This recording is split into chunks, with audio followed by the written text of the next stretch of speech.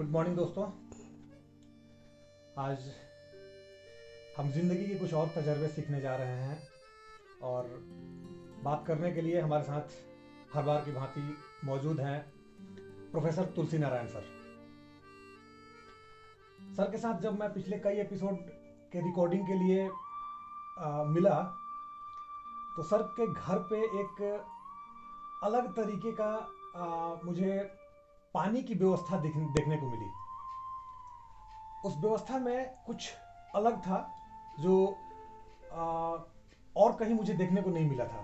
तो सर से मैंने चर्चा किया और रिक्वेस्ट किया कि सर अगर आप इतना शुद्ध और इतना शक्तिशाली पानी पी रहे हैं तो हमारे दर्शकों को भी इसका तरीका बताया जाए और सीखा जाए, क्योंकि आज हम सब जानते हैं दोस्तों, जैसे जैसे ये दुनिया कमर्शियलाइज होती जा रही है, हम आधुनिकता की तरफ बढ़ रहे हैं, उतने ज़्यादा हम आर्टिफिशियल होते जा रहे हैं, प्रकृति से विमुख होते जा रहे हैं। और ये भी हम जानते हैं कि जितना ज़्यादा हम प्रकृति से विमुख होंगे उतना ज़्यादा दुख और दर्द बढ़ने वाला है, परेशानियां बढ़ने वाली है। तो पानी एक ऐसा पदार्थ है जो हमारे बॉडी में भी सबसे ज़्यादा है और सबसे ज़्यादा उसकी ज़रूरत भी हमें महसूस होती है। जब भी हम काम करके थकते हैं तो हमें पानी की सबसे ज़्यादा और सबसे पहले ज़रूरत पड़ती है। पानी की कमी की वजह से या पानी के दूषित होने की वजह से आज कई सारी बीमारियां फैल रही है और कई सारे प्रॉब्लम्स हमारे ह्यूमन बॉडी से लेकर के प्रकृति तक उत्पन्न हो रही है पानी की कमी से। और उसे नेचुरल तरीके से कैसे हम शुद्ध और शक्तिशाली बनाएं जो हमारे शरीर को और इस प्रकृति को शक्तिशाली करे, शुद्ध करे, उसके लिए आज हम बात करेंगे। सर क्या कहते हैं सर पानी के बारे में, आपका राय पहले हमारे दर्शकों को। नहीं, मतलब पानी पूरे पृथ्वी पर 3 भाग पानी है, 1 भाग स्थल है। उसी तरह शरीर में भी 3 भाग पानी है, 1 भाग में मांस, हड्डी वगैरह, खून वगैरह आता है। तो जो 3 भाग है, मतलब 3:1 का जो रेशियो चल रहा है प्रकृति में, हम लोग का जीवन भी जैसे गर्भ है तो 275 दिन का गर्भ होता है, मतलब 270 दिन हुआ, 1/3 हुआ 360 का, 5 तत्व आ गए, इसलिए वो 276 हो गया। तो जो भी गर्भावस्था होता है वो 276 का नॉर्मल है। तो वो भी 3:1 पर आया, 360 का। तो 360 में 3 भाग आपका गर्भावस्था हुआ, 1 भाग जो बचा हुआ वो अदृश्य है। वो क्या है, उसे कि बेचैनी में जीवन भर हम लोग तड़पते रहते हैं, क्योंकि वो जो बचा हुआ 90 दिन का भाग है वो क्या है। तो उसकी खोज में ही पूरा दर्शन बना, फिलोसफी बना, धर्म बना, संप्रदाय बना, 1000 तरह का सत्संग करते हैं। उसी की खोज है कि वो है क्या। अगर वो आ जाएगा तो 360 डिग्री को संपूर्ण कहते हैं और 100 को पूर्णांग कहते हैं। अच्छा, वो जो बचा हुआ पार्ट है उसकी खोज में हम लगे हुए हैं। वही ना आपका अनसीन पार्ट है, चूँकि गर्भावस्था तो आपको 270 दिन में आ गया है, 3 भाग आ गया है। वही पानी के जो शरीर से पानी भी आपका 3 भाग है। तो सबसे पहले जो हम लोग का जो आहार है, जिसके आहार ही आधार हुआ जीवन का, तो आधार आपका क्या है, तो पानी से ही, जैसे सारी सृष्टि आगे समुद्र से बने, जल से बना, फिर धीरे धीरे स्थल का प्रादुर्भाव हुआ और धीरे धीरे बहुत से हैं जो जल से थल पर आ गए। तो धीरे धीरे रेप्टाइल्स आया, ये सब आया, इस तरह का विकास हुआ। उस विकास में हम लोग आज मनुष्य बने हुए हैं। तो जो प्राइमेटिव चीज़ जो पानी है, जल है, जल पहला जीव है, चूँकि वो ऑक्सीजन हाइड्रोजन से मिल करके बना। थोड़ा सा मैं रोकूंगा सर प्लीज। हाँ दोस्तों ध्यान से समझिएगा, सर कह रहे हैं जल एक जीव है, इसको थोड़ा सा और क्लियर कीजिएगा सर प्लीज। ये मतलब जहाँ 2 ऊर्जाएँ जहाँ मिलती हैं या समानुपातिक जहाँ दोनों का योग होता है, वहाँ बल प्राप्त होता है। बिल्कुल सर। ऐसे ऊर्जा है, पूरे फिजिक्स में ऊर्जा है, पूरी भौतिकता में ऊर्जा है, भोजन भी ऊर्जा है, पहाड़ भी ऊर्जा है, सब ऊर्जा है। बल नहीं है। बल वहाँ आएगा जहाँ 2 ऊर्जा समानुपातिक ढंग से एक हो जाएंगे, तो वो बल आ जाएगा। ऊर्जा नहीं है। ऊर्जा भौतिक हो गया। ऊर्जा, अब प्रोटीन ले रहे हैं तो ऊर्जा हो गया, आप सेब खा रहे हैं तो ऊर्जा हो गया, वो बल नहीं है। तो आगे बल ऊर्जा का अर्थ समझिए, तब शक्ति समझिएगा। तो उसी तरह से जो पानी है एक बल्ब में आ गया, क्योंकि वो दो ऑक्सीजन और हाइड्रोजन मिलकर के बना है, दो ऊर्जाओं का रूपांतर है, पानी जल है। तो जल पहला बल हुआ, जल पहला बल हुआ। हाँ, इसलिए जल और बल का समानुपातिक एक ढंग में मिलता है। तो जल जो है उसी जल को हम इग्नोर कर रहे हैं। बिल्कुल। अभी जो जल है, पहले जैसे हम लोग माने समुंदर का जल है वो खारा जल हुआ, फिर वो पृथ्वी से ज़्यादा होते होते धीरे धीरे उसका खारापन हटते गया, और फिर वो कुएं का जल में पानी आया जो मीठा हो गया। पहले कुआं था, समुंदर था, नदी था, तो नदी में भी पानी बह रही है, जितना पानी बहेगी उतना उसका खारापन है सो धीरे धीरे वो खस्ता होता जाएगा। बिल्कुल दोस्तों, ये हमने भी नोट किया होगा या हम भी समझते हैं कि जो बहता हुआ पानी है वो हमेशा शुद्ध माना गया है। शास्त्रों में भी या हमारे धर्मों में भी यही कहा गया है कि बहते हुए पानी में हम अर्घ भी देते हैं या कोई भी स्नान जो किया जाता है वो बहते हुए पानी में स्नान करने का जो महात्म्य बताया गया है, क्योंकि बहता हुआ पानी हमेशा शुद्ध होता है और अपने अंदर से खारापन, अर्थात मैं अगर उसको लिंक करूं तो कड़वाहट को हटा देता है और मिठास, अर्थात मिठास और शीतलता घोल लेता है। सही बात है। तो मेरा ये कहना है कि जो बल हुआ यानी जो जल हुआ, वो जल का शुद्धिकरण चाहिए। बिल्कुल सर। तो जल के शुद्धिकरण में पहले पानी को छान के पीते थे या उसमें फिटकरी डाल के पीते थे या कपूर डाला जाता था। आज से 40-50 साल पहले की बात है, हम लोग बचपन में याद है, हम लोग पानी जब बरसात आता था बिना कपूर डाले हुए पानी नहीं पीते थे।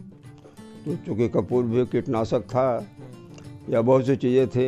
अब धीरे धीरे ज़माना बदलते गया, विकास बढ़ते गया, अब आपके यहाँ RO आ गया, बहुत तरह की चीज़ें आ गई।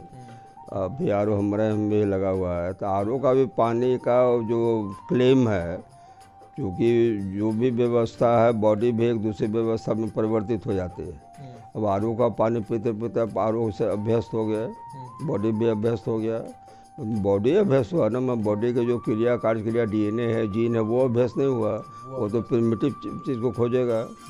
तो वो जल खोज रहा है जो उसको पहले जल शुरुआत में जिसमें हम एमीबा थे, एमीबा जल में था। काई जिसको कहते हैं वो एक जीव है, काई वो एक जीव है। स्पॉन्जी हुआ वो भी जीव हुआ। तो उस युग से वो होते हुए आज मनुष्य बने हैं। तो जल का जो है पहला देखे जो हमने वो DNA जो होता है, DNA में दो जो स्टैंड आते हैं, एक शुगर के होते हैं, एक फॉस्फेट के होते हैं। उसके बीच में बेस है सो साइटोसिन, ग्वानिन, एडेनिन, थायमिन चलता है। तो अभी हमारा जल पर हम इसको ला रहे हैं। जल में अभी जो आप पी रहे हैं जल, चाहे वो RO का पीजिए, जहाँ का भी पीजिए, तो फॉस्फेट नहीं जा रहा है। और फॉस्फेट आप ऐसे भी सब्जी में या फॉस्फेट पूरा नहीं ले पाते हैं। कुछ पोर्शन है दाल में, तो दाल भी आप एक ही दाल खाते हैं, कभी राहड़ का दाल खाए, कभी मसूर दाल खाए। दाल 9 तरह के होते हैं, तो 9 दाल का अलग अलग फॉस्फेट है, सबका अलग अलग प्रोटीन है, सबका अलग अलग मतलब केमिकल्स है, फैट है अलग है, सब चीज़ अलग, बस ये अलग है। तो वो भी हम लोग नहीं जानते हैं, अभी वैसा ज्ञान भी नहीं है कि कौन दाल कितना हम खाएँ, दाल का मिक्सचर क्या होगा। 9 दाल में हम 1 ही 2 दाल के अभ्यस्त हैं, 3-4 दाल बहुत बार मिला के 1-2 दिन खाते हैं, और दाल 9 है। और हर एक दाल का प्रोटीन अलग है, फॉलिक एसिड अलग है, फैट अलग है, आयरन अलग है, फॉस्फेट अलग है। तो उतना ये डाटा की चीज़ है जो हर एक इंडिविजुअल होता है दाल का। आपकी बॉडी में कितना फॉस्फेट पहले से था और कितना फॉस्फेट चाहिए, अगर ज़्यादा देंगे तो भी ख़राब होगा, घटेगा तो भी ख़राब होगा। जैसे नमक है, सब्जी में ज़्यादा देते तो भी सब्ज़ी ख़राब हो गई, कम दिया तो भी ख़राब हो गया। तो एक बैलेंस चाहिए। तो बैलेंस के लिए फॉस्फेट कहाँ से आप लाएंगे, और फॉस्फेट का आपको लेने का मनो उतना अभी तजुर्बा या ज्ञान अभी पूरे संसार में प्रचलित नहीं है, मेरा क्लेम है। तो उसके समाधान में हमने निकाला, जैसे हम बचपन में भी पढ़े थे, हमको याद है हम क्लास 4 में पढ़े थे। उसमें पहले 4 घड़े को लिया जाता था, एक घड़ा में पानी डाला गया जो पीने का लायक है, उसको फिर हम लकड़ी के कोयले के, दूसरे घड़े में लकड़ी का कोयला का चूरा डाला, तीसरे में हमने बालू डाला, चिप से स्टोन डाले, चौथे में वो पानी टपक करके आया बूंद बूंद। तो पानी का है कि एक तो पानी जैसे 5 किलो 10 किलो का पानी का हम एक ड्रम दिए, घड़ा दिए, तो 10 किलो पानी को हम बूंद बूंद में उसको फ्रैक्शन मिला रहे हैं। ओके, तो सबसे पहले हम उसको फ्रैक्शन कर रहे हैं। हाँ, तो एक बूंद बूंद में फ्रैक्शन में आया, वो फ्रैक्शन में बूंद में गिरा तो कोयले के ईव में गिरा, कोयले के घड़े में गिरा, फिर कोयला का फॉस्फेट उसके साथ आया, फिर उसको शुद्धिकरण के लिए बालू में आ गया। ओके। क्योंकि पानी है सो बालू क्या है, चट्टान का छोटा सा रूप है। हम्म। क्योंकि वो इतना बहते गया, इतना बहते गया कि चट्टान में छोटा छोटा रूप होकर के अंतिम में इकाई हुआ, तो चट्टान की इकाई को बालू कहेंगे। बिल्कुल सर, तो चट्टान की इकाई को बालू हाँ। बालू का परिभाषा हाँ, तो बालू और पानी का शुरू से संयोग है। पानी में मेमोरी पावर होती है। जैसे हमारे शरीर में जो भी सेल है सब में मेमोरी पावर है, उसी पर वो काम कर रहा है। पूरा गर्भ रचना कर लेता है मेमोरी पावर से। वहाँ कोई रचनाकार कोई नहीं बैठा हुआ कि आपको ये अंग कैसे बनाया जा रहा है। बॉडी का है जो आपका मेमोरी है स्पर्म का, वो एक एक चीज़ को गुणसूत्र को लेकर पूरे नक्शा को बनाया। तो पानी में भी मेमोरी है, क्योंकि पहला जीव पानी ही है। तो आप भी जीव हैं, वो भी जीव है, वो प्रिमिटिव जीव है।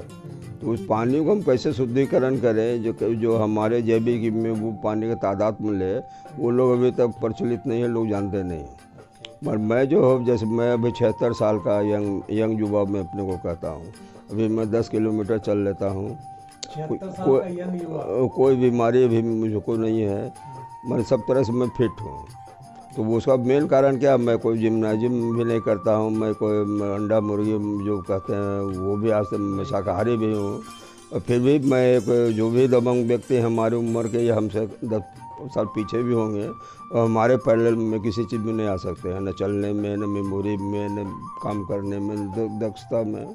एक चीज जो मैं नोट कर रहा हूँ सर यहाँ पे, कि आज के डॉक्टर्स या आज के जो हमारे तथाकथित बुद्धिजीवी हैं जो कहते हैं कि बिना मांसाहारी के पावर नहीं आएगा, एनर्जी नहीं आएगा, ऊर्जा नहीं आएगा, उनके लिए सर एग्जाम्पल है कि सर चैलेंज कर रहे हैं कि मेरे उम्र या मेरे से 10 साल कम उम्र के लोग भी आज मेरे से चैलेंज नहीं कर सकते हैं, चाहे फिजिकल एक्टिवनेस हो या फिर मेडिसिन की बात हो। सर अभी के डेट में, आज के डेट में कोई दवाई नहीं ले रहे हैं और किसी भी बीमारी से पीड़ित नहीं है। और उसका रीजन सर का खान पान और आहार व्यवहार और सर के जो अपने सिद्धांत हैं उनको सर ने खुद के ऊपर लागू किया हुआ है। बिल्कुल सर। तो इसीलिए हमने उस तरह पानी का निर्माण, मैंने हमने घड़े का निर्माण किया। ये सब मेरा चूँकि बाज़ार में गए ऑटोमेटिक मिलता नहीं है, तो मुझे लोहार से कह करके उस तरह का स्टैंड बनवाना पड़ा, घड़े में उस तरह का छेद करवा के घड़ा बनवाना पड़ा, और मैं उस तरह का पानी को व्यवहार कर रहा हूँ। दिखाएंगे दोस्तों आपको सर ने क्या बनाया है, उसको भी हम दिखाएंगे, बने रहिए हमारे साथ। तब तक सर आप पानी और पानी का बालू और कोयला के साथ संबंध कुछ बता रहे थे। अरे पानी कहने कोयला जैसे पानी पहले पूरे पृथ्वी पर पहले जल था, थल था, थल में वन थे, वन में लकड़ियाँ थी, लकड़ियों में दावों न अग्नि लगता था, लकड़ियाँ जल जाती थी। फिर उनका संयोग जल से होता था, बहाव में होता था। तो ये दोनों मन जल वन हुआ, पृथ्वी जो थल हुआ, जब ये सब रिलेटेड है, प्रिमिटिव रिलेशन है। वो आज भी उन लोग उस मेमोरी को रखे हुए हैं, वो खोजते हैं। सबसे बड़ा जीवन में कि स्मृति जो है या मेमोरी जो है वो बहुत बड़ी चीज़ है, बहुत बड़ी चीज़ है। तो मेमोरी का ही जैसे अभ्यास क्या है, बच्चे लोग मेमोरी पढ़े भूल गए, मेमोरी का ह्रास हो रहा है। आप भी 10 काम लेके बाहर जाते हो, 3 काम याद रहता है, 7 काम भूल जाते हो। क्यों भूल जाते हो? यह भूलने का क्या ही है, ये एक बहुत बड़ा रीजन है जो जैविक व्यवस्था में जैविक उपाय किया जा सकता है। इसका भी इस तरह का विकास है, उस तरह की पढ़ाई, उस तरह की शिक्षा भी प्रचलित नहीं है संसार में। उसको हम प्रयास कर रहे हैं उसके सूत्र को देना।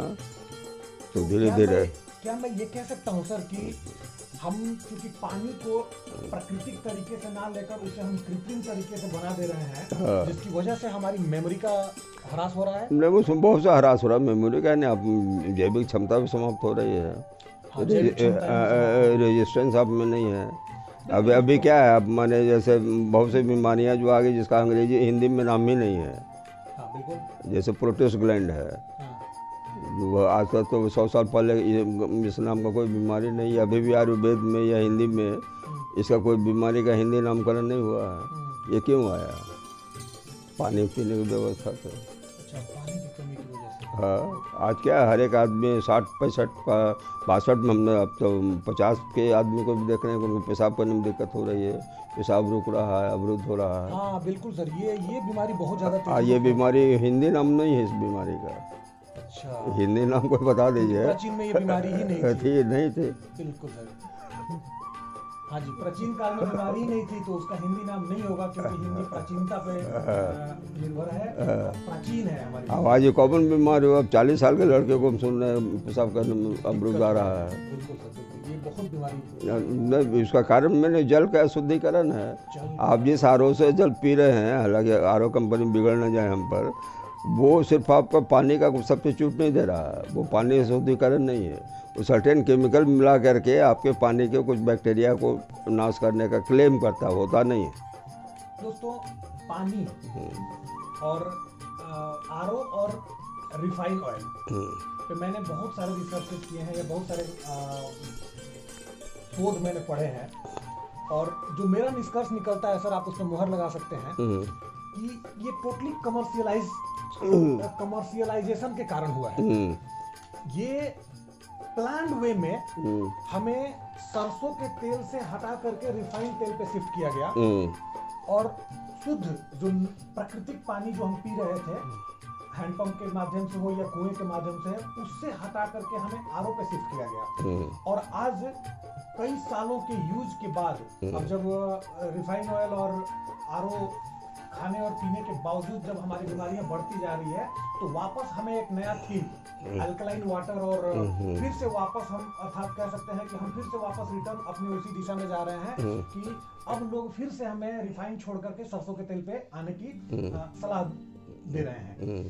तो क्या ये मैं नहीं कह सकता हूँ सर कि ये पूरी औद्योगिकरण के कारण हुआ हमें, कि हमें सरसों तेल से शिफ्ट किया गया रिफाइंड तेल पे? नहीं, जैसे नेचर ने जो है, नेचर तो आपका जनसंख्या नहीं जानता कि नेचर में कितना जनसंख्या आप लोग ले आइएगा। बिल्कुल सर। नेचर जैसे पहले क्या, हमारे यहाँ मिर्च, जो अभी लाल मिर्च खा रहे हैं, वो मिर्च हमारे यहाँ हिंदुस्तान का नहीं है, वो स्पेन से आया है मिर्च, जो लाल मिर्च खा रहे हैं। ओके। तो पहले हम लोग काली मिर्च खाते थे, जिसको गोल मिर्च कहते हैं। तो मिर्च जो तीता का जो हम लोग का जो पहले आदत था, वो गोल मिर्च का है, गोल मिर्च का है, इस मिर्च का नहीं है, लाल मिर्च का है। और आप सब जानते हैं दोस्तों लाल मिर्च की क्या हानि होती है। हाँ, तो सवाल है कि हमारे यहाँ जो भी स्वाद बना, जो भी आया, वो प्राकृतिक ढंग से क्या था, उस स्वाद को हम भूल रहे हैं। आप पहले स्व हैं तब स्वाद है, पहले स्व है तब स्वाद है, फिर स्वाद आया है। तो स्वाद से आप स्व को पकड़ सकते हैं। अच्छा, स्वाद से स्व को पकड़ सकते हैं? हाँ, क्योंकि आप तो स्व ही हैं। अच्छा, तो पकड़ने का जो ढंग है वो स्वाद में आएगा। डीएनए शुद्ध आपका स्वाद है, डीएनए को आप स्वाद से लिंक कर रहे हैं? हाँ, पूरा स्वाद है वो। और उसमें जैसे एक 2 स्टैंड है, एक फॉस्फेट आ रहा है, एक शुगर आ रहा है, स्वाद आ गया। अच्छा, फिर उसमें बेस आ रहे हैं, साइटोसिन आ रहे हैं, ग्वानिन आ रहे हैं, एडेनिन आ रहे हैं, थायमिन आ रहे हैं, ये सब स्वाद का एक बंच है। तो 6 को ही रस है, आपका स्वाद है। अच्छा, 6 स्वाद भी होता है? हाँ, तो डीएनए 6 पार्ट हैं, ये 6 पार्ट हैं। ओके, वाह।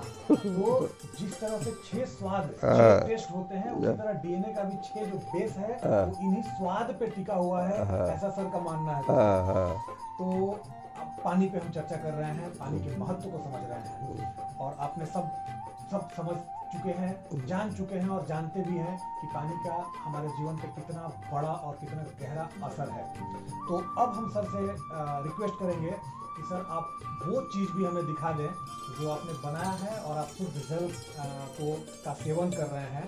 तो हमारे दर्शकों को भी बताएं कि ये भी अपने घर में बहुत आसान तरीका है दोस्तों, प्राकृतिक पानी, मैं कह सकता हूँ नेचुरल जल पी सके, और अपने परिवार को स्वस्थ बना सके, रख सके। तो सर मैं आपसे रिक्वेस्ट करूंगा कि थोड़ा अपना वो देखा।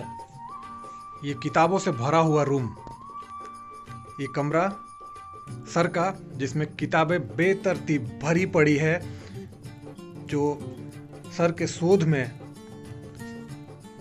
सहायक हैं।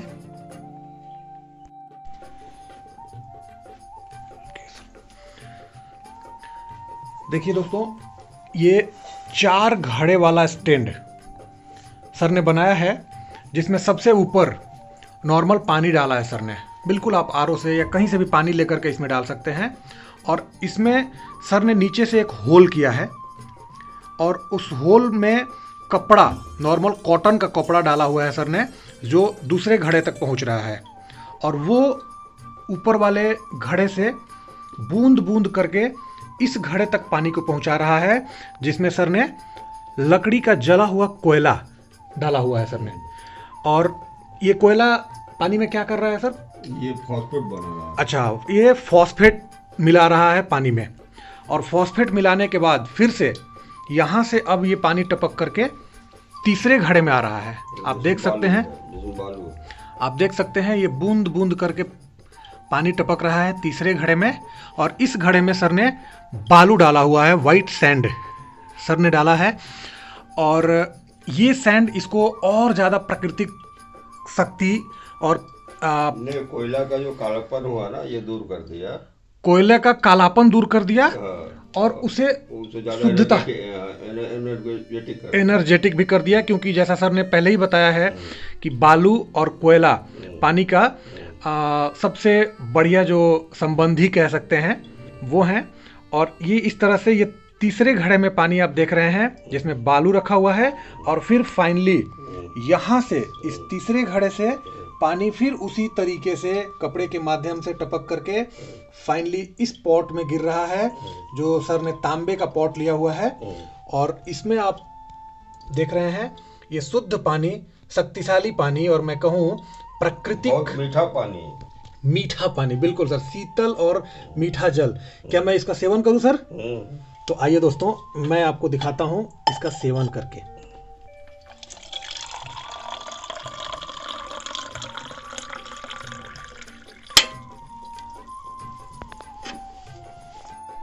तो ये वो शुद्ध पानी का ग्लास मेरे हाथ में है, जो अभी आपने देखा है नेचुरल तरीके से सर ने इसको शक्तिशाली किया है, प्राकृतिक तरीके से इसको चार्ज किया है, और फॉस्फेट से लेकर के पानी में मौजूद वो हर एक तत्व सर ने इसमें मिलाया है। और अब इसका मैं टेस्ट करने जा रहा हूं आपके सामने।